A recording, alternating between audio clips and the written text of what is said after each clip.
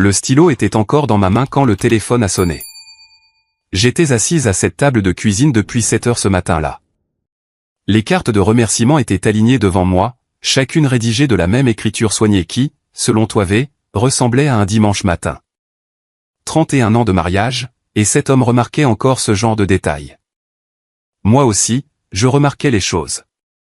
J'ai remarqué quel voisin avait apporté de la salade de pommes de terre achetée en magasin pour la collation des funérailles et l'avait mise dans un plat comme s'il l'avait cuisiné lui-même.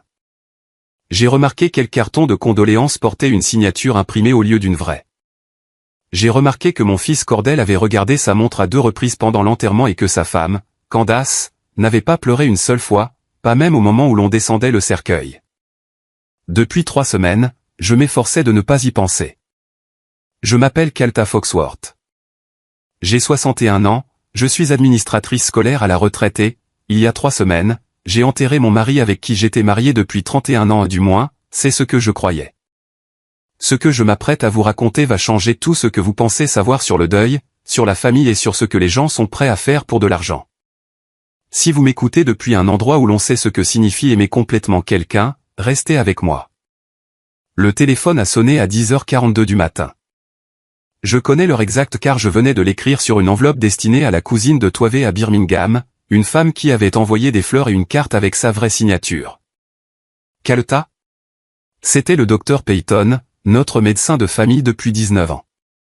Sa voix était prudente, d'une manière qui n'avait rien à voir avec son attitude habituelle de médecin au chevet de ses patients. Prudent comme l'est un homme qui tient entre ses mains un objet qui pourrait se briser. « Comment tiens-tu le coup ?»« Très bien », ai-je répondu. Le mot que les gens utilisent lorsqu'ils veulent dire exactement le contraire. « J'ai besoin que tu viennes aujourd'hui. » J'ai posé le stylo. « Elias, de quoi s'agit-il ?»« Pas comme ça, par téléphone. » Une pause, courte mais lourde. « Viens, et amène Isaiah. » Quelque chose a traversé ma poitrine, et ce n'était pas de la tristesse. La tristesse, je la connaissais désormais. La tristesse avait une forme, un poids et un endroit où elle s'installait. C'était autre chose. Quelque chose de tranchant. Isaiah est à Washington, ai-je dit. Je sais où il est. Je sais ce qu'il fait. Toivé me l'a dit lors de sa dernière visite médicale. Il me l'a dit avec ce genre de fierté qu'un homme réserve aux choses qu'il ne peut pas exprimer directement. Une autre pause. J'ai besoin qu'il soit dans la pièce. Calta, s'il te plaît, viens. Il a raccroché avant que je ne puisse poser une autre question. Je suis resté assise à cette table pendant 90 secondes. J'ai compté avant de reprendre le téléphone et d'appeler mon fils aîné. Isaiah et moi n'avions jamais eu de relation facile. Il avait grandi dans cette maison, mais n'y avait jamais pleinement appartenu, et nous avions tous deux appris à vivre avec l'espace que cette vérité avait créé entre nous. Je n'ai pas fait de détour lors de l'appel. J'ai exposé les faits. Peyton a appelé. Quelque chose ne va pas. Il t'a demandé par ton nom et a mentionné ton travail. Isaiah est resté silencieux pendant 3 secondes. Puis, je serai là pour 18 heures. C'était tout. Pas de questions, pas de chaleur, pas d'hésitation. Juste un homme qui avait entendu le signal sous les mots et y avait répondu. Au fil des ans, j'avais appris à accepter ce genre d'efficacité comme son propre langage de l'amour. Je me suis installé sur la chaise de Toivé après avoir raccroché, je m'y suis assise et j'ai passé ma main sur la coudoir, à l'endroit usé où sa main s'était posée pendant 31 ans. La maison était silencieuse autour de moi. La maison qu'il avait construite. Les pièces qu'il avait remplies. La cuisine où il brûlait ses toasts tous les dimanches matins sans jamais l'admettre. Quelque chose n'allait pas. Je ne savais pas encore quoi, mais je savais que Peyton avait demandé un agent fédéral, et qu'un médecin qui refuse de s'expliquer au téléphone est un médecin qui a vu quelque chose qu'il ne peut plus oublier. Isaiah était devant ma porte à 17h43. Il ne m'a pas serré dans ses bras quand j'ai ouvert.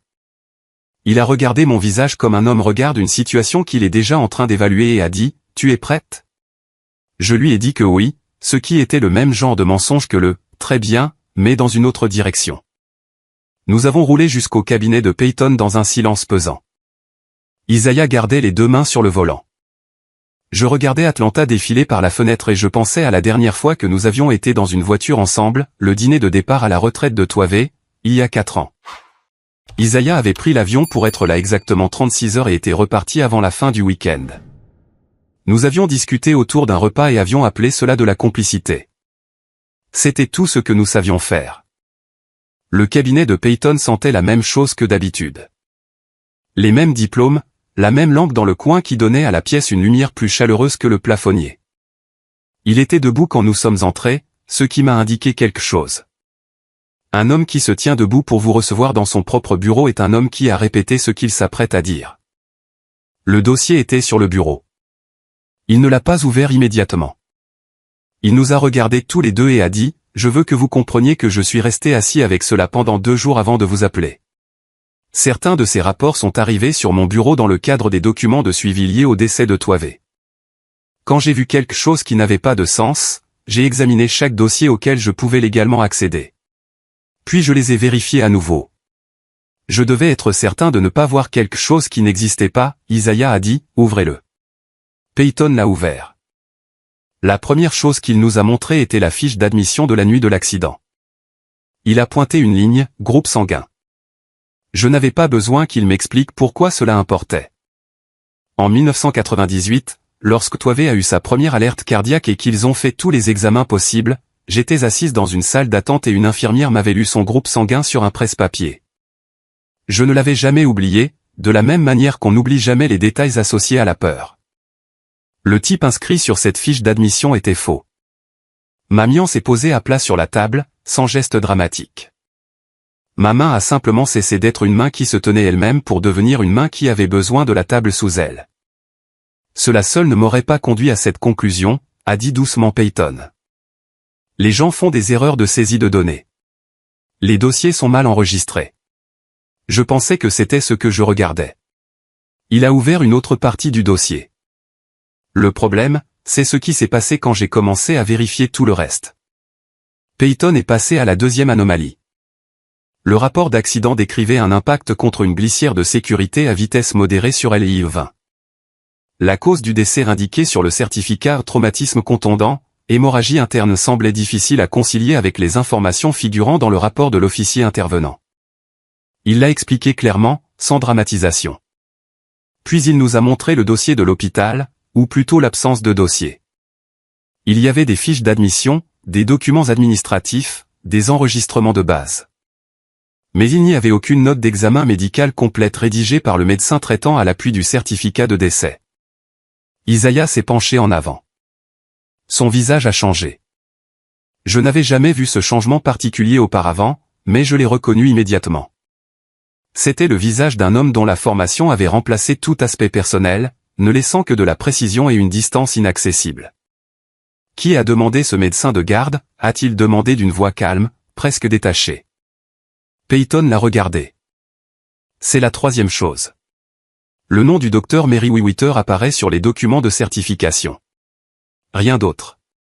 Pas de note d'examen complète, pas de résumé du médecin de garde, pas de document de suivi. Juste une signature. La pièce est devenue très silencieuse. J'ai compris dans ce silence que mon corps était arrivé à un endroit que mon esprit n'était pas encore prêt à accepter. La fiche d'admission, l'incohérence des blessures, une signature apposée sur des documents qui auraient dû exister mais n'existaient pas.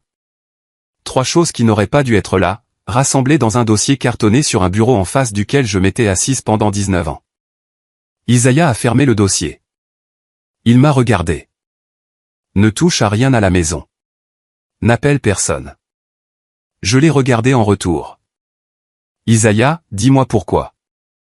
Il a soutenu mon regard et m'a dit franchement, si quelque chose de criminel s'est produit, chaque surface, chaque message, chaque enveloppe non ouverte est une preuve potentielle.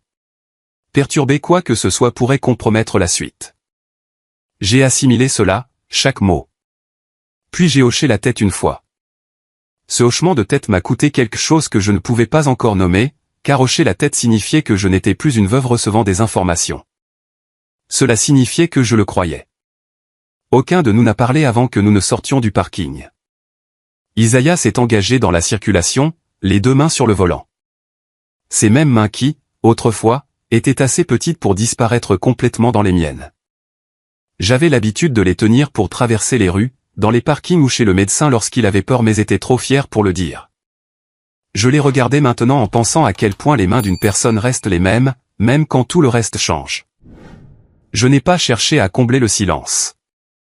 3 semaines de deuil m'avaient appris que le silence n'était pas toujours une de ses absences. Parfois, c'était la seule chose honnête qui restait dans une pièce.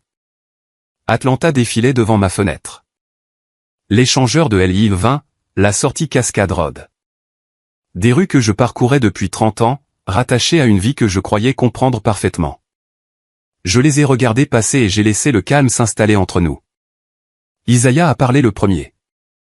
Sa voix était posée, presque détachée. Ce genre de détachement qui ne l'est pas du tout. Qui t'a appelé de l'hôpital cette nuit-là? Cordell. Le nom est sorti sans hésitation. Seulement Cordell. Il m'a dit que cela s'était passé vite, que lorsqu'ils étaient arrivés à l'hôpital, il n'y avait plus rien à faire.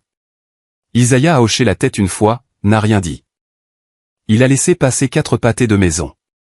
Qui a identifié le corps? Mes mains se sont légèrement serrées sur mes genoux. Cordell. Il m'a dit qu'il valait mieux que je ne le fasse pas, que l'accident avait été. Je me suis arrêté, reconstruisant ses propos. Il a dit qu'il valait mieux ainsi, que je devais me souvenir de Toivé tel qu'il était. Je l'avais cru. C'était la partie qui me pesait sur la poitrine comme une pierre à présent. Je l'avais cru parce que le deuil fait cela. Il vous livre à quiconque semble gérer ce que vous ne pouvez pas supporter. Et vous y allez volontiers parce que l'alternative est de rester seul au milieu de quelque chose que vous ne pouvez pas contenir. Isaiah a laissé un autre silence s'installer. Plus long, cette fois. Nous étions sur Cascade à présent, à 4 minutes de la maison. De qui était l'idée du cercueil fermé? Je n'ai pas répondu immédiatement. Non pas parce que je ne savais pas, mais parce que le dire à voix haute en faisait une réalité d'un autre ordre. Cordell, ai-je dit. Le mot est tombé dans la voiture et y est resté. Isaiah n'a pas réagi, n'a pas hoché la tête, n'a pas bougé sur son siège, n'a pas émis un son. Il a simplement laissé ce mot flotter entre nous, et le silence qui a suivi a été la chose la plus bruyante que j'ai entendue depuis l'appel de Peyton. Nous avons tourné dans l'allée. Isaiah a garé la voiture et a laissé ses mains sur le volant. J'ai regardé la maison que Toivé avait construite, celle qu'il avait passé 2 ans à concevoir et 6 mois à construire parce qu'il voulait que chaque pièce capte la lumière du matin. J'avais toujours aimé cela chez lui. Sa façon de penser au matin, même lorsqu'il construisait quelque chose destiné à durer. Quelque chose a basculé en moi alors que j'étais assise là. Je n'étais pas une veuve en train de traiter des informations difficiles. J'étais une femme qui avait été manipulée, guidée à travers la mort de son propre mari par les mains de quelqu'un qui avait besoin que son deuil soit opportun. La froideur de cette prise de conscience n'avait rien à voir avec le deuil. Le deuil était doux, même au plus fort de la douleur. C'était quelque chose de plus dur, quelque chose avec des arêtes. Isaiah a fini par parler, « J'ai besoin que tu me laisses travailler. » Je me suis tourné et je l'ai regardé, je l'ai vraiment regardé comme je ne me l'étais pas permis depuis des années. Le visage d'un fils que je n'avais pas toujours su comment serrer contre moi. Un homme qui avait conduit depuis Washington en moins de 6 heures sans qu'on le lui demande 2 fois. Alors, travail, ai-je dit. 2 mots. C'est tout qu'il a fallu pour franchir 31 ans de distance entre une mère et un fils dont les relations n'avaient jamais été faciles. Il a hoché la tête et est sorti de la voiture. Je suis resté assise un instant de plus dans le calme et j'ai pensé au nom de Cordell, à la façon dont il avait répondu à chaque question.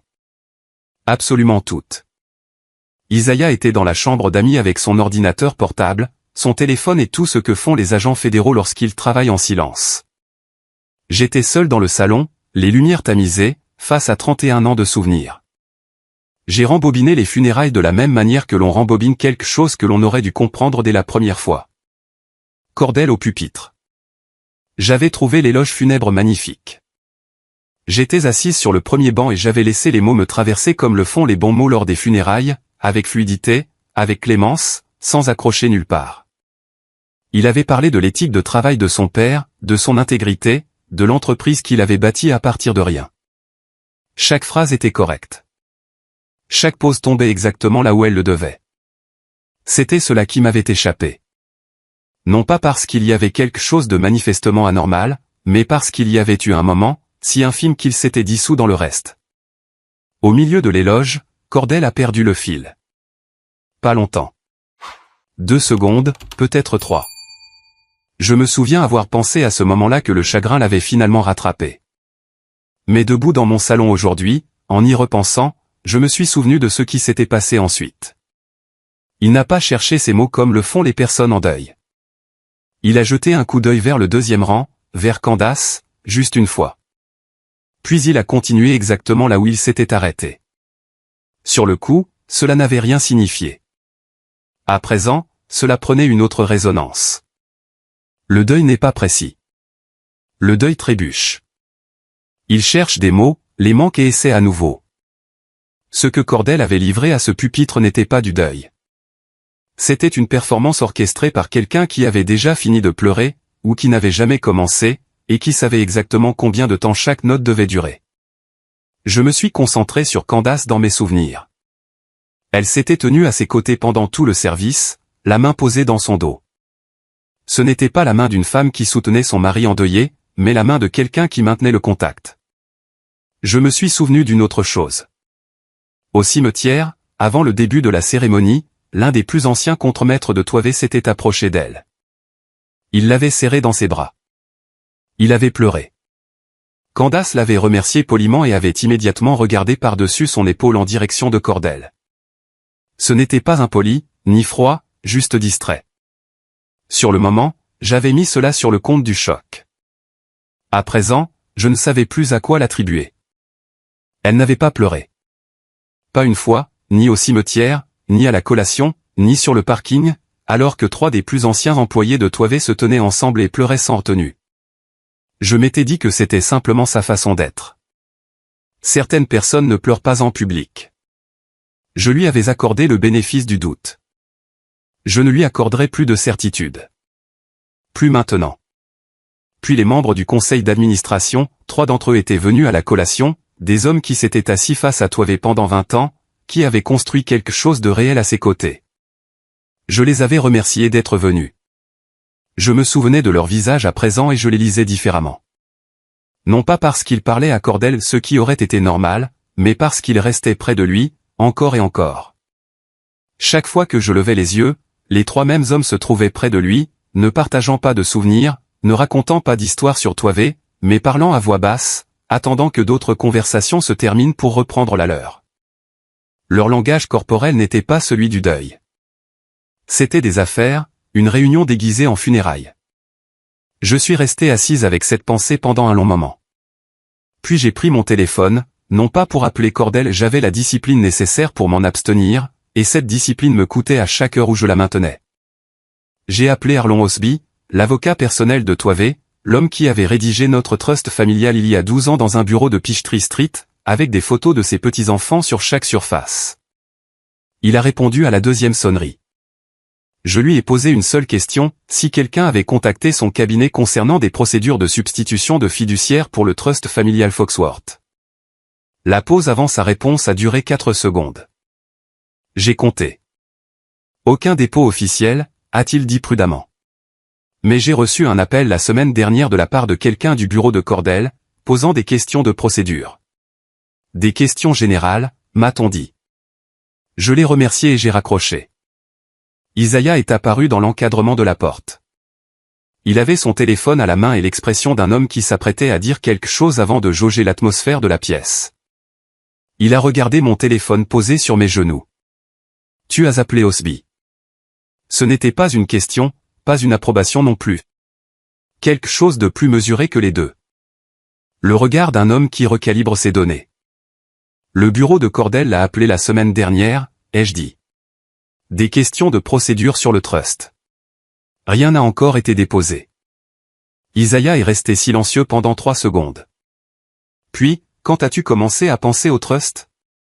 Au moment où tu m'as dit qu'il avait demandé les lettres d'administration en 48 heures, ai-je répondu. L'entreprise n'a jamais été le véritable actif. Il m'a regardé pendant un long moment. Quelque chose a basculé entre nous, quelque chose qui n'était pas là auparavant. Isaiah était déjà à la table de la cuisine quand je suis descendu. Son ordinateur portable était ouvert, affichant 2 fenêtres côte à côte, et il avait à côté un bloc-notes juridique couvert d'une écriture que je ne pouvais pas lire depuis la porte. J'ai fait du café sans lui demander s'il en voulait. Il y a des choses qu'on ne demande pas. J'ai posé sa tasse à côté de l'ordinateur, je me suis assise en face de lui et j'ai attendu. Il a tourné l'écran vers moi. Registre d'entreprise du secrétaire d'État de Géorgie, Cordell Foxworth. Les dates étaient alignées en caractères noirs et nets, le genre de netteté qui se moque de ce qu'il vous en coûte de la lire. Il a demandé les lettres d'administration 2 jours après le traitement du certificat de décès, a dit Isaiah. C'est l'autorisation légale de commencer à agir au nom d'une succession. 2 jours, maman. La plupart des gens en sont encore à organiser les funérailles. J'ai regardé les dates, faisant le calcul mentalement sans qu'on me le demande. Le certificat de décès de Toivé avait été déposé un mardi. Cordell avait fait sa demande le jeudi. J'étais assise dans cette cuisine le jeudi, écrivant des remerciements de mon écriture du dimanche matin, pendant que mon fils était au tribunal des successions. Le conseil d'administration l'a élu PDG par intérim 4 jours plus tard, a poursuivi Isaiah. Avant l'enterrement, pendant que tu recevais les gens dans cette maison. J'ai gardé les mains serrées autour de ma tasse. C'était la seule chose que je me croyais capable de tenir sans laisser paraître mes tremblements. Isaiah a appelé Arlon Osby en haut-parleur. J'avais déjà parlé à Osby la veille, mais cette fois c'était différent, Isaiah posait les questions juridiques dont je n'avais pas la maîtrise. Osby a confirmé ce que je soupçonnais. Le trust familial détenait la participation de contrôle dans l'entreprise, et non le conseil d'administration ni la succession. Et le trust exigeait soit la signature de Toivé, soit une procédure d'homologation complète, un processus qui prenait des mois, voire des années, avant qu'une seule action de contrôle puisse être transférée. Cordell avait l'autorité du conseil d'administration. Il était assis dans le fauteuil de son père, signait les contrats de son père, dirigeait l'entreprise de son père, mais l'actif qu'il voulait réellement se trouvait derrière une porte dont il n'avait pas la clé. Ce qui signifie, ai-je dit lentement, qu'il a besoin de plus de temps. Isaiah m'a regardé. Cela signifie que le trust était l'obstacle. Il a marqué une pause.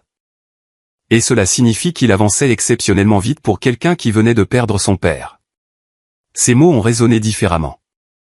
Parce que ce n'était pas une accusation, c'était un fait. Je suis resté assise avec cela, j'ai posé ma tasse et j'ai ouvert mon ordinateur portable. Toivé avait un compte Gmail personnel, distinct du système de l'entreprise, qui n'avait rien à voir avec les affaires, un compte privé qu'il utilisait pour la correspondance familiale et ses archives personnelles.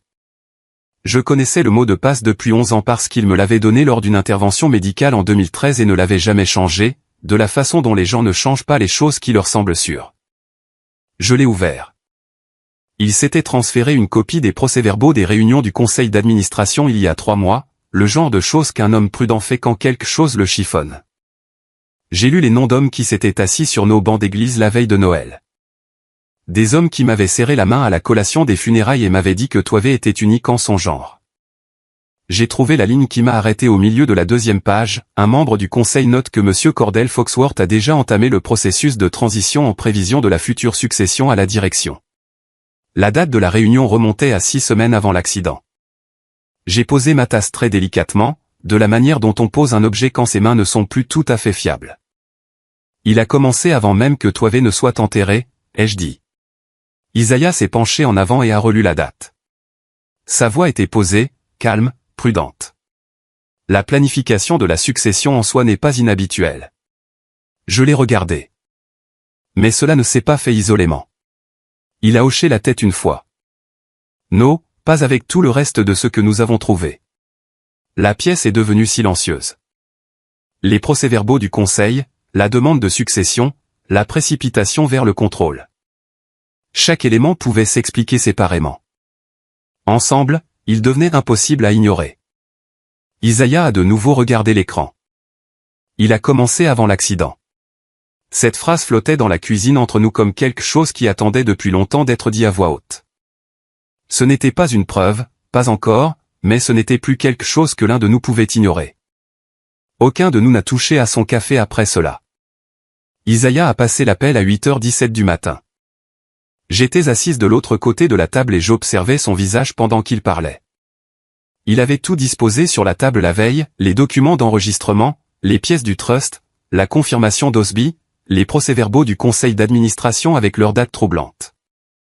À présent, il transmettait ces éléments à des personnes qui avaient l'autorité nécessaire pour décider si tout cela justifiait une attention accrue. Sa voix était mesurée et précise, énumérant les faits sans émotion, comme l'eau s'écoule dans un tuyau. Non pas parce qu'il ne ressentait rien, mais parce que l'émotion n'avait aucune utilité à ce moment précis. Je le regardais et je me disais, il a été forgé pour cela. Quelle que soit la distance qui s'était installée entre cette maison et l'homme qu'il était devenu, il avait construit quelque chose de solide de l'autre côté. À la mi-journée, le bureau d'Atlanta avait ouvert ce qu'Isaiah appelait une évaluation préliminaire. Pas encore une affaire officielle, mais un processus pour déterminer si les faits justifiaient d'aller plus loin. Isaiah m'a expliqué la nuance sans que je la lui demande. Cette évaluation permettrait aux agents et aux analystes d'examiner les informations disponibles, de vérifier les dossiers et de déterminer s'il y avait matière à poursuivre. Si c'était le cas, les enquêteurs demanderaient l'autorisation légale d'accéder à d'autres dossiers. Il m'a également dit qu'il avait été désigné comme agent de liaison avec la famille pour la durée de la procédure. Un protocole, disait-il, pas une punition, une désignation pour conflit d'intérêts qui le maintenait proche du dossier sans lui permettre de le diriger.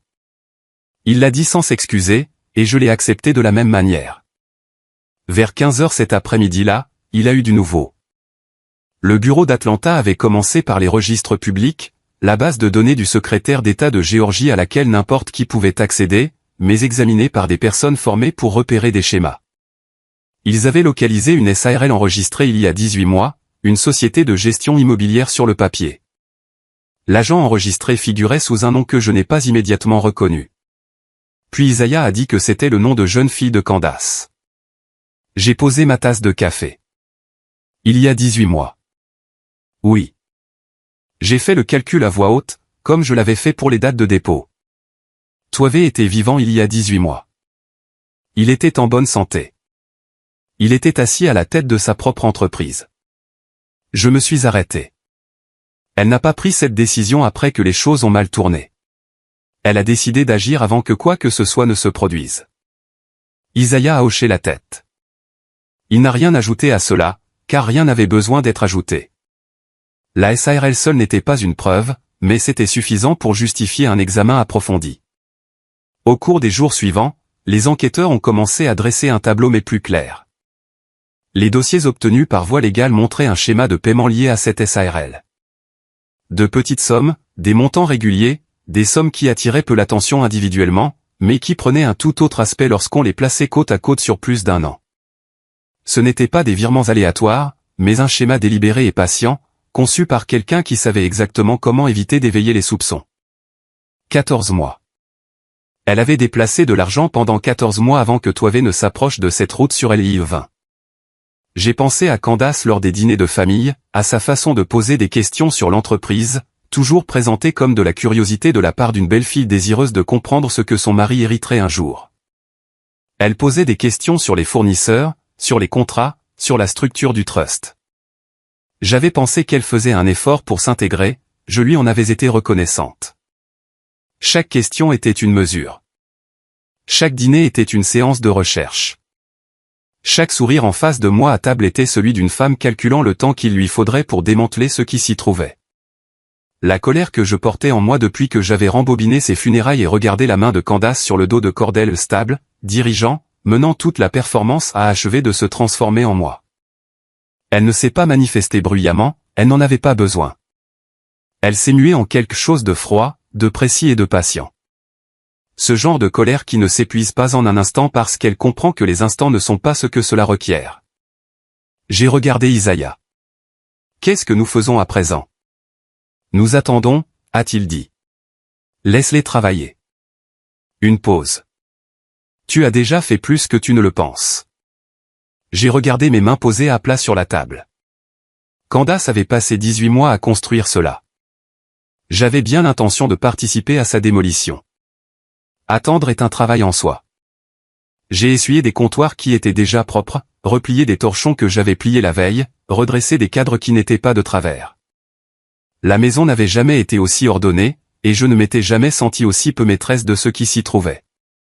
Isaiah était parti tôt ce matin-là, le téléphone déjà vissé à l'oreille, et j'avais reçu la seule consigne qu'il m'était impossible de suivre, rester immobile. Je n'étais pas faite pour l'immobilité. Isaiah a appelé à 11h43. Wendell Greer, a-t-il dit. L'infirmier d'admission de nuit a gradi. Je m'ai assise à la table de la cuisine tandis que les enquêteurs établissaient une chronologie autour de lui. Sa voix avait retrouvé cette qualité prudente, celle qu'il utilisait lorsque les faits comptaient plus que le drame. Les relevés financiers de Wendell ne correspondent pas à son salaire. Je n'ai rien dit. Il y a eu plusieurs dépôts d'espèces inexpliqués sur une période relativement courte. Pas assez en soi pour prouver quoi que ce soit, mais assez pour soulever des questions. J'ai gardé cela à l'esprit. Des questions? Les questions étaient la manière dont tout cela avait commencé. L'argent n'était pas la seule chose, a poursuivi Isaiah. Les enquêteurs ont également trouvé une série de contacts entre Wendell et des personnes qui n'auraient pas dû être liées à cette affaire. J'ai regardé par la fenêtre de la cuisine. Les arbres bougeaient dans le vent. Tout le reste semblait immobile. Quel genre de contact? Un schéma de connexion. C'était tout ce qu'il dirait. Le reste appartenait à l'enquête. J'ai accepté cela. Puis il a ajouté, il a également fait un achat qu'il ne pouvait pas facilement expliquer. Quel achat? Une Audi d'occasion. Pas neuve, pas extravagante, juste assez chère pour attirer l'attention quand on la combine avec tout le reste. J'ai demandé à Isaiah à quoi ressemblait Wendell Greer. Ce n'était pas une question à laquelle il s'attendait. Il y a eu une brève pause avant qu'il ne le décrive, carrure moyenne, début de la quarantaine, un homme qui travaillait au même guichet d'admission des urgences depuis 11 ans sans aucun incident. J'ai construit son portrait avec soin dans mon esprit et je l'ai classé quelque part. Je n'avais pas l'intention d'y revenir avant d'en avoir besoin. Un homme qui avait regardé Toive Foxworth, un homme qui avait construit quelque chose de réel, qui brûlait ses toasts le dimanche matin, qui prononçait mon nom comme s'il valait la peine d'être prudent et qui avait décidé que le silence valait bien tout ce qu'on lui avait promis pour cela. J'ai classé l'information, et je suis passé à autre chose. Ils veulent lui parler, a dit Isaiah. Je veux être là. Non, je n'ai pas discuté. Après 4 semaines dans cette affaire, j'avais appris la différence entre les moments qui m'appartenaient et ceux qui appartenaient à la machine. Celui-ci appartenait à la machine. Ma présence compromettrait la procédure, et je le comprenais assez clairement pour mettre de côté mes préférences. 3 jours ont passé, puis 2 autres. L'attente s'est étirée sur toute la semaine. Isaiah a rappelé ce soir-là. J'étais dans le salon, la lampe allumée, avec un livre dont je n'avais pas lu une seule page. Il a coopéré. Pas immédiatement, pas de manière spectaculaire, juste ces 3 mots. Je me suis redressé, que s'est-il passé? Ils lui ont montré ce qu'il savait déjà. Une pause. Les relevés financiers, les communications, la chronologie. Une autre pause. Il est venu avec un avocat. Ils ont passé la majeure partie de la journée à n'y avoir quoi que ce soit d'utile. J'ai attendu. Puis ils ont réalisé que les enquêteurs avaient déjà une plus grande partie du tableau qu'ils ne le pensaient. Le silence entre nous a changé. Il a compris qu'il n'était plus la personne qui courait le plus de risques. J'ai compris exactement ce que cela signifiait. Qu'est-ce qu'il vous a donné? Assez. Le mot est tombé lourdement. Une propriété à Douglasville. Mon cœur s'est arrêté. Pas littéralement, mais assez pour que je comprenne pourquoi les gens utilisent cette expression. Wendell a mis les gens en relation. Mary Wiwitter a signé les documents. D'autres personnes ont géré la propriété. Sa voix était d'un ton très bas. Personne ne s'attendait à ce que Wendell porte toute l'opération, mais il en savait assez. J'ai agrippé l'accoudoir de la chaise. Isaiah a pris une inspiration. Puis il a prononcé la phrase qui a tout changé, « Maman, nous pensons qu'il y a de fortes chances qu'il soit en vie. » La pièce a disparu. Non pas physiquement, juste de la manière dont les pièces disparaissent lorsqu'une seule phrase chasse toutes les autres pensées. Nous exécutons un mandat de perquisition demain matin à 6 heures. Je n'ai pas répondu immédiatement. Le silence n'était pas une absence. C'était le bruit d'une femme à qui l'on remettait quelque chose qu'elle ne s'était pas permis de désirer, parce que le désirer et le perdre auraient été insurmontables. Je suis resté dans ce silence et je l'ai laissé être ce qu'il était. Puis je me suis levé, j'ai traversé le salon et je me suis assise sur la chaise de Toive. J'ai posé ma main sur l'accoudoir, sur l'endroit usé où le tissu s'était adouci et avait pris la forme de sa main au fil de 31 ans de soirées passées sur cette chaise. Je l'avais touché une fois auparavant, brièvement, le jour où Peyton avait appelé, sans savoir ce que je cherchais. À présent, je le savais. Je me suis assise sur la chaise de mon mari, dans le calme de la maison qu'il avait construite, et je me suis permis pour la première fois de croire qu'il se trouvait à 40 kilomètres de là, et qu'il respirait encore. Isaiah m'a parlé de la procédure de déclaration de culpabilité et de coopération au petit déjeuner. Une offre de coopération, m'a-t-il expliqué, était un accord structuré. Le sujet se présente avec son avocat, divulgue ce qu'il sait selon des termes négociés, et ce qu'il dit ne peut pas être utilisé directement contre lui à moins qu'il ne se contredise par la suite. Ce n'était pas l'immunité. C'était une porte ouverte avec prudence, la main de l'avocat posée sur le cadre pendant tout ce temps. Donc, il parle, ai-je dit, mais seulement autant que son avocat le lui permet. C'est ainsi que cela fonctionne. J'ai regardé mon café. Quel genre d'homme signe des documents qu'il sait ne pas devoir signer? Isaiah est resté silencieux un instant. Non pas le silence de quelqu'un qui n'a pas de réponse, mais le silence de quelqu'un qui choisit quelle réponse exacte donner. Un homme qui a pris une mauvaise décision il y a 3 ans, a-t-il dit finalement, et qui a passé chaque jour depuis lors dans la peur qu'elle ne refasse surface. J'ai pensé à cela pendant le reste de la matinée. Isaiah n'était pas dans la pièce lorsque Mary Witter est arrivée. Les enquêteurs du bureau de district ont mené la séance, mais il a été briefé en détail par la suite, et il m'a rapporté chaque détail ce soir-là, assis à la table de la cuisine avec ses notes ouvertes et sa voix ferme. Mary Witter était venue avec son avocat.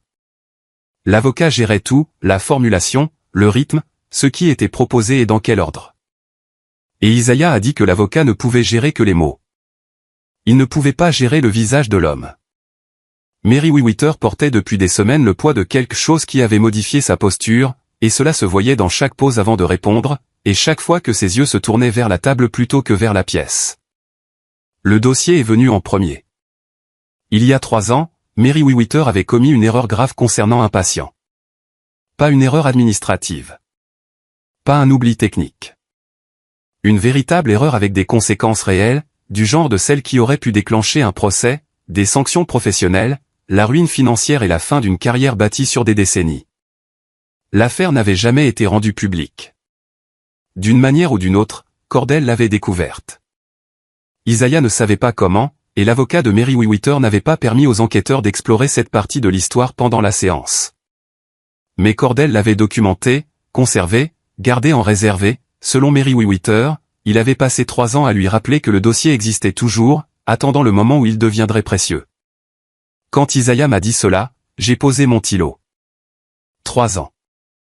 Cordell détenait un dossier compromettant depuis 3 ans.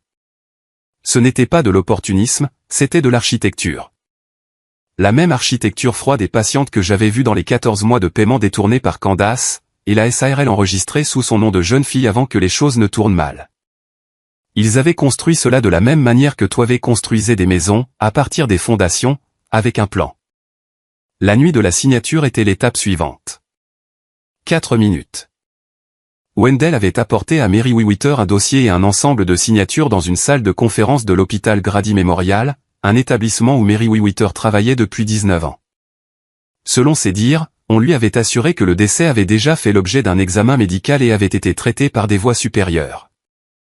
Ce qui avait été placé devant lui avait été présenté comme des documents de vérification finale rattachés à des dossiers censés avoir déjà été confirmés. 4 minutes plus tard, il signait la pire chose qu'il ait jamais signée. Aucun examen indépendant, aucune vérification des dossiers sous-jacents, aucune confirmation que ce qu'on lui avait dit était vrai, juste une signature apposée sur des documents auxquels il n'aurait jamais dû faire confiance. 4 minutes pour mettre fin à 31 ans de ma vie telle que je l'avais connue. Isaiah a noté le nom de la maison funéraire dès que Mary Witter l'a fourni. Les enquêteurs l'ont ajouté à la chronologie croissante. Je n'ai rien dit quand Isaiah a terminé. Il a observé mon visage et n'a pas cherché à combler le silence, ce qui était la bonne décision. Il n'y avait rien pour le combler, le cercueil fermé, le bois sous mes mains, l'adieu que j'avais dit à quelque chose qui n'était pas mon mari. 4 minutes de peur et de lâcheté de la part d'un médecin m'avaient coûté des choses dont je commençais seulement à faire l'inventaire. Isaiah a fermé ses notes. Le mandat de perquisition sera exécuté demain matin à 6 heures. Je serai là en tant qu'agent de liaison. Il m'a regardé. Toi, tu restes ici. Je sais, ai-je dit. Il a hoché la tête, m'a souhaité une bonne nuit. J'ai éteint la lumière de la cuisine et je suis restée assise dans le noir pendant un long moment. Je n'ai pas dormi. Le thé était devenu froid depuis 1 heure. J'étais toujours assise là, les 2 mains serrées autour de la tasse, de la manière dont on tient un objet quand tenir est la seule action possible. L'horloge de la cuisine indiquait minuit 14. La maison était silencieuse de cette façon propre aux maisons remplies de choses que l'on ne peut pas dire. La porte d'Isaiah était fermée depuis 22 heures. Je ne savais pas s'il dormait. Je le soupçonnais d'être allongé, immobile, les yeux ouverts, à imaginer des scénarios comme le font probablement les agents fédéraux avant les opérations, de manière méthodique, séquentielle, se préparant à toutes les versions de la matinée. J'espérais que c'était ce qu'il faisait. J'avais besoin qu'au moins l'un de nous soit prêt. J'ai pensé à Toivé, non pas à la version de lui qui avait vécu au sein de cette enquête depuis 10 jours la victime, le nom sur la fiche d'admission, l'homme dans une pièce à 40 km d'ici, mais au vrai. Celui qui brûlait ses toasts chaque dimanche matin depuis 31 ans et n'avait jamais admis une seule fois qu'ils étaient brûlés. Il les apportait à table et les posait avec la même dignité qu'il mettait en toutes choses, et je les mangeais sans commentaire parce que c'était l'accord tacite auquel nous étions parvenus aux alentours de notre 3e année de mariage et que nous n'avions jamais eu besoin de renégocier. L'homme qui prononçait mon nom comme si c'était quelque chose qui méritait qu'on y prenne garde. Je me suis laissé habiter par ce souvenir pendant un long moment. Puis je me suis autorisé à penser à Cordell. Je gérais cette porte fermée depuis des semaines, la maintenant close par discipline et par nécessité. Ce soir-là, j'ai relâché mon effort. Je l'ai laissé s'ouvrir et je me suis assise face à ce qui en est sorti. C'était un garçon calme, observateur, le genre d'enfant qui étudiait une pièce avant d'y entrer, qui avait appris tôt que l'attention était une ressource exigeante de la stratégie. J'avais aimé cela chez lui. J'avais pensé que c'était de l'intelligence. Je comprenais à présent que c'était autre chose, ou plutôt que l'intelligence et cette autre chose avaient grandi en lui si intimement qu'au moment où la différence avait compté, il était trop tard pour les séparer. Aimer un enfant dès son premier souffle et découvrir ce qu'il a choisi de devenir, il n'y avait pas de mot simple pour cela. Je n'ai pas cherché à en trouver un. J'ai simplement accepté le poids de cette réalité dans la cuisine silencieuse et je l'ai laissée être exactement aussi lourde qu'elle l'était.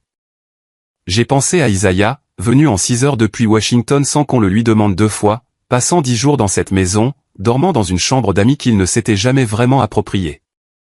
Accomplissant un travail que la plupart des fils n'auraient ni la formation ni la fermeté d'esprit nécessaires pour mener à bien. Il y avait entre nous une distance que les années avaient bâtie et qu'aucun de nous n'avait pleinement démantelée. Mais la distance n'était pas l'absence. Il l'avait prouvé dès ses premières 6 heures de route. À 2h30, j'ai pris mon téléphone pour appeler Cordell. Je l'ai reposé. La discipline que cela exigeait de savoir exactement ce que je voulais dire et choisir délibérément de ne rien dire me coûtait un effort que je sentais dans ma poitrine, comme une pression physique. J'ai accepté ce coup. C'était le prix à payer pour ne pas être insensé, et j'avais fait trop de chemin pour me montrer insensé à présent. J'ai marché dans la maison. Je me suis tenu sur le seuil de chaque pièce, le bureau où Toivé gardait les livres qu'il avait l'intention de relire, la chambre à coucher où je dormais sur le côté parce que faire autrement aurait signifié reconnaître que l'espace vide à côté de moi était permanent. Et je n'étais pas prête à l'admettre.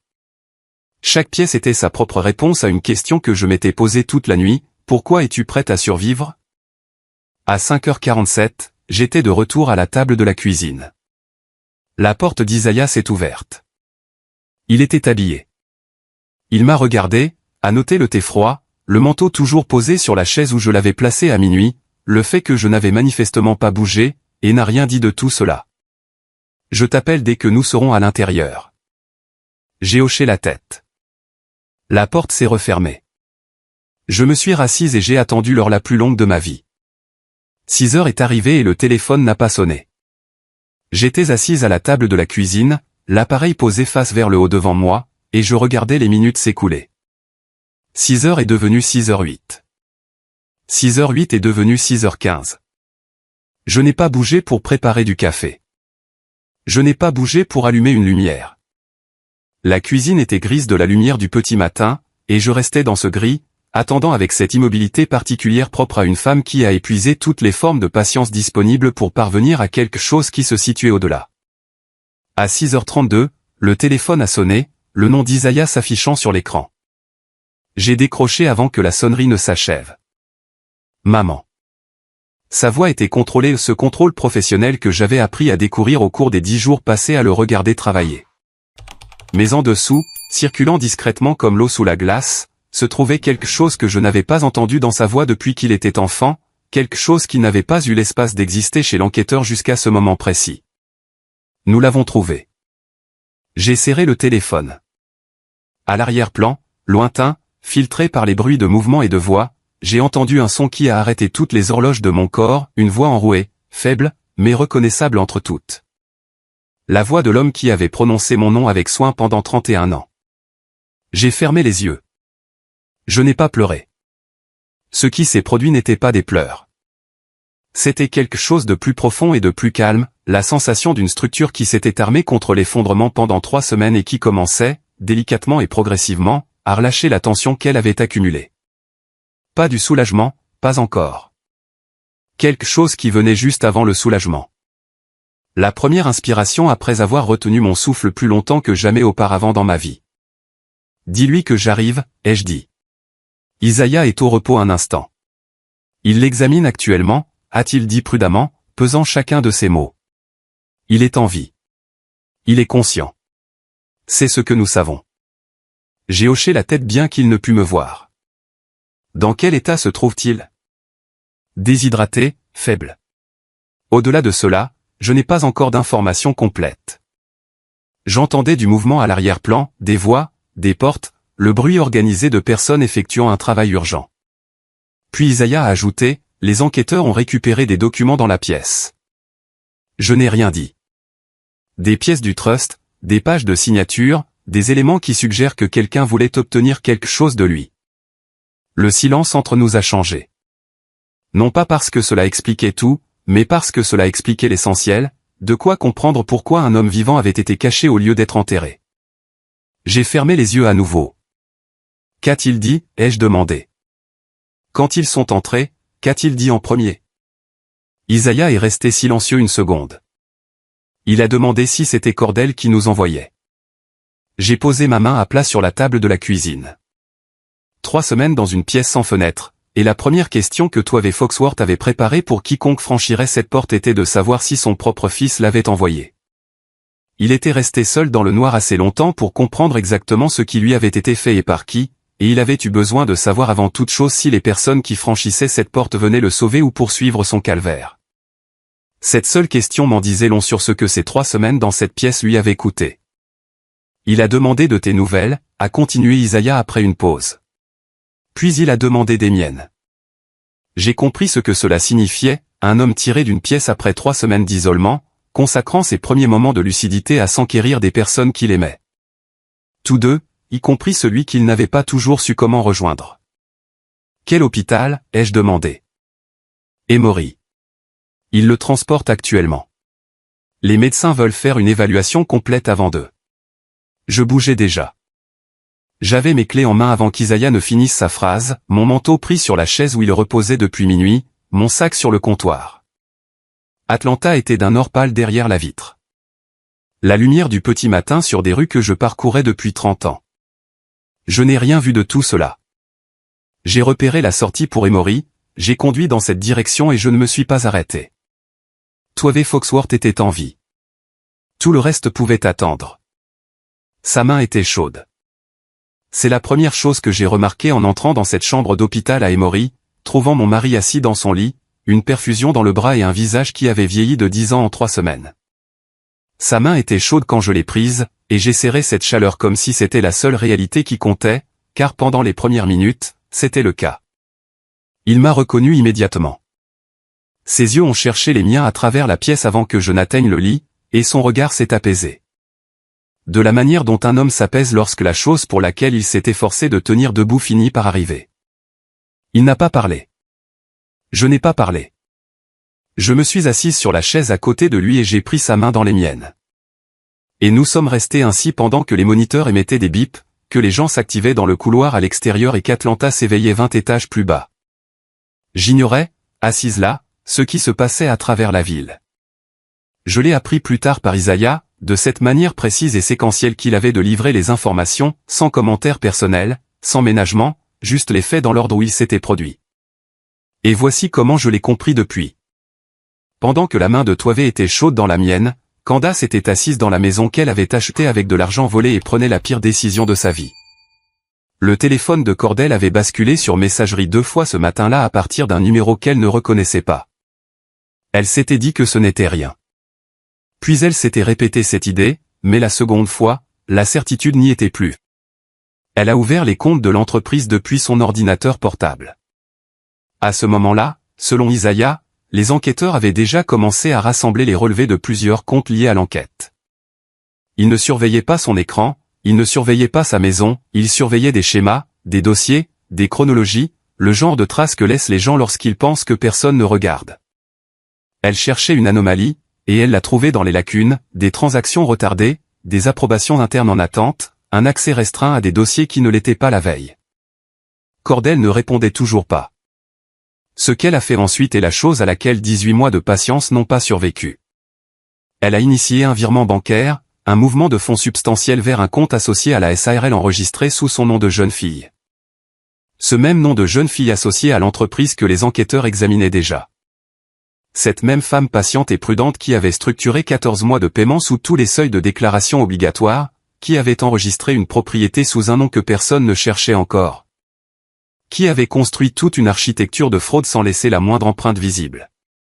Cette femme, en l'espace de 90 minutes de panique, s'est perdue elle-même complètement. Le virement n'a pas été validé. La somme était importante, le compte de destination inhabituel et le moment choisi ne pouvaient être pires. Les systèmes de conformité de la banque ont presque immédiatement signalé la transaction pour examen, de la manière exacte dont ces systèmes sont conçus pour signaler les mouvements brusques qui sortent des schémas établis. Une fois l'alerte générée, un examen approfondi a suivi. Candace avait passé 18 mois à se rendre invisible. Elle venait de passer 90 minutes à devenir la personne la plus visible de l'enquête. Toivé a fini par parler, non pas de Cordel, ni de la pièce de Douglasville, ni de tout le reste. Il a tourné la tête vers moi et a dit de cette voix qu'il avait accompagnée dans sa tête pendant 3 semaines pour l'aider à garder pied, je continuais à penser à ta voix. Je la répétais dans mon esprit pour ne pas la perdre. Je n'ai pas répondu immédiatement. J'ai tenu sa main et j'ai laissé ses mots résonner. Certaines choses n'ont pas besoin de réponse. Certaines choses demandent seulement à être reçues. Dehors, par la fenêtre, Atlanta s'animait, la circulation, la lumière du matin et la vie ordinaire reprenant son cours habituel, indifférente à tout ce qui venait de se vissurer en nous. Je pensais, ils ne savent pas encore. Cordel ne sait pas. Candace ne sait pas ce que ces 90 minutes viennent de lui coûter. La machine est en marche et aucun d'eux ne peut la voir. Tout ce que j'avais à faire était de tenir la main de mon mari, et c'est ce que j'ai fait. La sonnette a retenti à 14h17. Je savais qui c'était avant de bouger. Je suis resté debout dans le couloir pendant 3 secondes entières, sans hésiter, sans avoir peur, mais en choisissant le visage que j'arborerais, le rythme auquel je me déplacerais, le degré exact de douceur que j'autoriserais dans mon regard lorsque j'ouvrirais cette porte. 3 secondes pour assembler tout ce dont j'avais besoin. Puis j'ai ouvert. Cordel. Il était bien habillé et il était toujours bien habillé et son visage affichait cette moue d'inquiétude particulière que j'avais autrefois acceptée comme de l'amour et que je reconnaissais à présent comme un rôle joué. Il m'a regardé de la manière dont un homme observe un problème qu'il surveille. Maman. Il a fait un pas en avant. J'étais inquiète pour toi. Tu ne réponds pas à mes appels. Je sais, ai-je dit. Entre. Je me suis reculé. Il a pénétré dans la maison que son père avait construite. Nous nous sommes assis dans le salon. J'ai pris la chaise la plus proche de la fenêtre. Il a pris le canapé, et je l'ai observé éviter délibérément de regarder la chaise de Toivé. C'était un évitement spécifique et réfléchi, le genre d'attitude qui exige d'avoir conscience de la chose que l'on s'efforce de ne pas regarder. Un homme qui n'aurait vraiment pas pensé à cette chaise y aurait jeté un coup d'œil machinalement. Cordel n'a pas regardé une seule fois dans sa direction. J'ai enregistré cela. Il a parlé des documents de succession après environ 4 minutes d'une conversation prudente, comment je dormais, si les voisins s'étaient montrés serviables, si j'avais besoin de quoi que ce soit pour la maison de Cascade. Lorsqu'il a abordé la question des documents, il l'a présenté comme une marque de sollicitude. Il était doué pour formuler les choses. Je lui ai donné des réponses simples qui ne contenaient rien d'utile mais qui étaient formulées pour donner l'impression du contraire.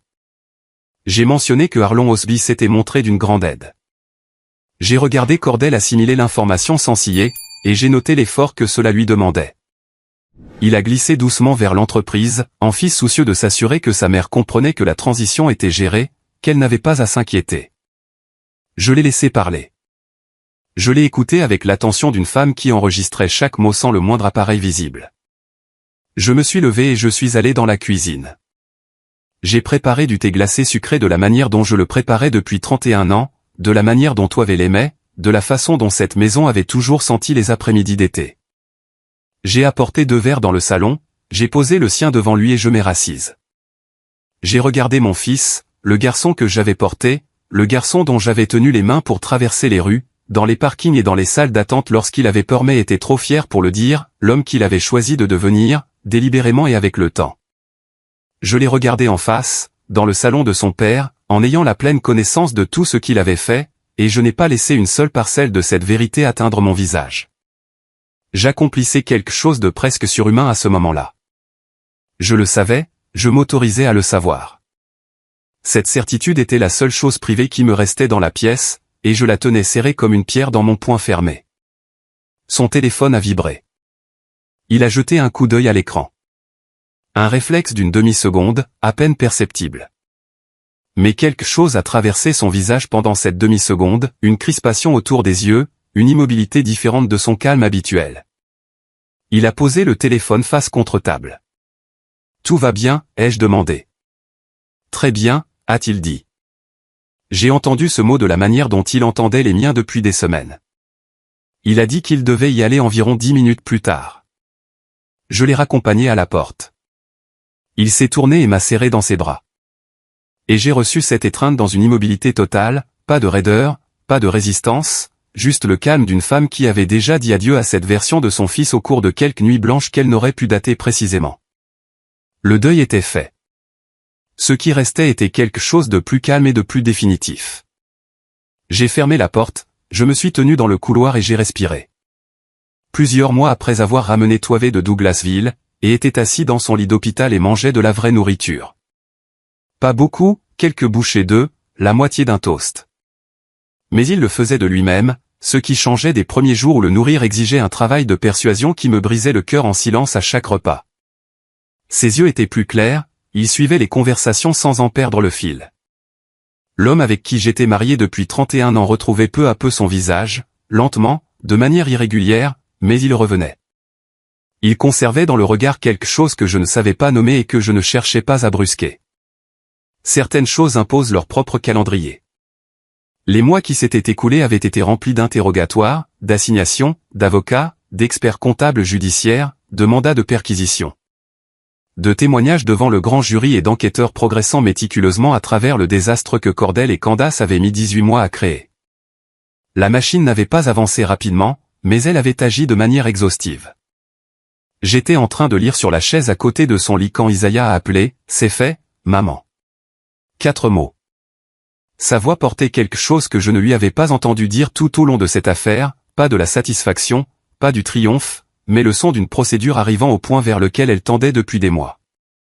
J'ai posé mon livre. Raconte-moi. Il a lu les charges dans l'ordre. J'ai écouté chacune d'elles sans l'interrompre, enlèvement fédéral, complot en vue de commettre une fraude, falsification de documents administratifs essentiels, blanchiment d'argent, fraude électronique, structuration de transactions financières illicites. Un grand jury fédéral avait prononcé les inculpations ce matin-là. J'ai répété chaque chef d'accusation à voix basse à mesure qu'Isaiah les nommait, non pas pour lui, ni pour Toivé, mais pour quelque chose en moi qui avait besoin de les entendre prononcer de ma propre voix, comme si je tenais un registre qui n'existait nulle part ailleurs. Comme si le fait de les dire les rendait permanents d'une manière que les documents administratifs seuls ne pouvaient égaler. Toivé observait mon visage, il n'avait pas entendu un mot de ce qu'Isaiah avait dit, il n'en avait pas besoin. Il lisait chaque accusation dans mes expressions, de la façon dont un homme lit le temps, non pas à un seul signe, mais à l'accumulation de légers changements. Au moment où j'ai baissé le téléphone, il connaissait la portée de ce qui s'était passé sans en connaître les détails. Isaiah m'a parlé de Wendell Greer. Officiellement inculpé, pas d'accord de coopération, faisant face à toute la rigueur des accusations de complot que les enquêteurs s'estimaient en mesure de prouver. Puis Meriwether, il s'était rendu par l'intermédiaire de son avocat des mois plus tôt et continuait à coopérer dans le cadre de l'accord négocié après la perquisition de Douglasville. Contrôlé, documenté, exactement comme convenu. J'éprouvais à l'égard de Meriwether un sentiment que je ne savais pas classer clairement, pas de la clémence, je n'étais pas en position d'accorder ma clémence, mais pas de la haine non plus, ce qui me surprenait. Quelque chose de plus las que les deux, un homme qui avait commis une erreur terrible, avait passé 3 ans à en être l'otage, puis avait consacré 4 minutes à parachever sa propre destruction. Il n'y avait rien de satisfaisant là-dedans, seulement la longue et fatigante arithmétique de mauvais choix qui s'accumulent. J'ai raccroché et j'ai regardé Toivé. Je lui ai tout raconté, les arrestations, Cordell emmené depuis les bureaux de l'entreprise, Candace depuis la maison, les charges retenues contre chacun d'eux, Wendell, Meriwether. Je n'ai rien adouci et je ne me suis pas précipité. Il avait mérité chaque mot de la vérité. Il a écouté, les mains posées à plat sur la couverture. Quand j'ai eu fini, il a fermé les yeux. J'ai attendu. Lorsqu'il les a ouverts, il n'a pas dit « Dieu soit loué », il n'a pas dit « Enfin ». Il n'a pas dit un seul mot sur lui-même, sur ce qui lui avait été fait, ni sur ce que tout cela signifiait pour son entreprise, sa liberté ou sa vie. Il a dit « Comment va Isaiah ?» J'ai regardé mon mari, cet homme qui avait passé 3 semaines dans une pièce sombre avec ses seules pensées pour compagnie, et j'ai compris que quelque part dans cette obscurité, il avait repensé à chaque année de distance entre lui et son fils aîné pour parvenir à formuler quelque chose qu'il n'avait pas été en mesure d'exprimer avant que la pièce ne lui en donne le temps. « Il va bien », ai-je dit. « Il va vraiment bien, Toivé. » Il a hoché lentement la tête, a regardé par la fenêtre. Atlanta s'étendait au-delà de la vitre, la ville où il avait construit quelque chose de réel et où il avait failli tout perdre. J'ai pensé à ce que l'on reconstruit à présent, et à ce qui ne se reconstruit pas. Ce n'étaient pas les mêmes questions. Toivé Foxworth n'avait pas été passager de sa propre voiture depuis 30 ans. Je l'ai remarqué au moment où il s'est installé sur le siège, ses mains ont esquissé un bref mouvement vers l'endroit où le volant aurait dû se trouver avant de se poser sur ses genoux. Un geste infime, le genre de mouvement qu'un corps fait lorsqu'il oublie un court instant que les choses ont changé. J'ai ajusté les rétroviseurs que je n'avais pas besoin d'ajuster, je suis sorti du parking d'Emory et j'ai pris la route de la maison à travers Atlanta, avec l'attention méticuleuse d'une femme qui avait besoin que ses mains soient occupées à une tâche précise. Aucun de nous n'a parlé. C'était le silence de 2 personnes qui avaient survécu à quelque chose et qui n'avaient pas encore trouvé les mots pour dire ce que survivre signifiait. Il a touché le mur en premier. Il a franchi la porte d'entrée, s'est arrêté dans le vestibule et a posé sa main droite à plat contre la cloison, celle qu'il avait dressée lui-même en 1993, l'été précédant l'entrée d'Isaiah à l'école. Je me souvenais de cet été-là, il avait travaillé les week-ends, torse nu dans la chaleur d'Atlanta, mesurant 2 fois avant chaque découpe, car c'était sa façon de faire en toute chose. Le mur était resté debout pendant 31 ans sans jamais nécessiter la moindre réparation. Il est resté debout, la main posée dessus, pendant un long moment. Puis il s'est avancé plus loin dans la maison. Il s'est dirigé vers sa chaise. Il n'est pas allé d'abord dans la cuisine, ni dans la chambre, ni dans le bureau, il est allé directement vers sa chaise. De la manière dont un homme se dirige vers la chose qui lui prouve qu'il est réellement chez lui et qu'il n'est pas encore en train d'en assembler l'idée à partir de ses souvenirs. Il s'est assis. Je me tenais sur le seuil et je l'observais, sans combler le silence par quoi que ce soit, car certains silences ne sont pas vides. Celui-ci était rempli de 31 ans de soirées passées sur cette chaise, et je n'allais pas y insérer un seul mot inutile. Isaiah est sorti de la cuisine. Il y était depuis notre arrivée. J'avais entendu les bruits discrets qu'il y faisait, l'ouverture du réfrigérateur, le léger clic de la cuisinière. Il est apparu avec 2 assiettes contenant des œufs et des toasts, rien de complexe, rien qui n'exigeât de prendre une décision sur ce que l'on voulait ou sur ce que l'on ressentait. Il a posé une assiette sur la table d'appoint à côté de la chaise de son père et s'est assis en face de lui avec la sienne. Toivé a regardé l'assiette. Puis il a regardé Isaiah.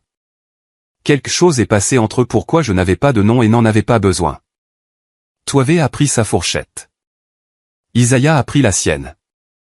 Ils ont mangé ensemble dans le salon calme de la maison que son père avait construite. C'était là toute la conversation, et c'était tout ce qui importait. Ce soir-là, après qu'Isaiah se fut retiré dans sa chambre et que la maison eut pris ses quartiers de nuit, Toivé m'a confié une seule chose concernant la pièce de Douglasville.